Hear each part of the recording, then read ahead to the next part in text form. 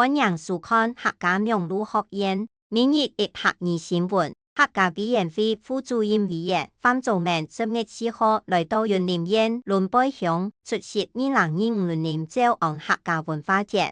范副主任表示，感謝雲林縣政府從嚴推動蕉岸客家文化發展，尤其蕉岸三寶、武術、舞台戲同開在世界傳承同表演，使之無形文化資產本向他多人看到。為客家語言文化保存同推廣提供生態嘅幫襯。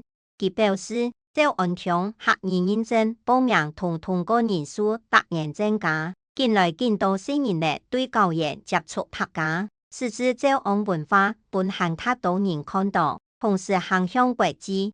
客比基表示，呢個文化節內列活動會持續到11月2號，包括水板頭、人硬件、海王節。蕉岸客莊音樂會，也都有傳統又創新嘅表演，邀請全國鄉親跳下來，感受蕉岸客家文化嘅熱情同精彩。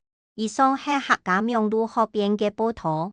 接下來要教大家今半日嘅明日的客語就係蕉岸鄉。蕉岸鄉，雲林嘅客家人講蕉岸鄉客話，雲林嘅客家人講蕉岸鄉客話，唔學為盲。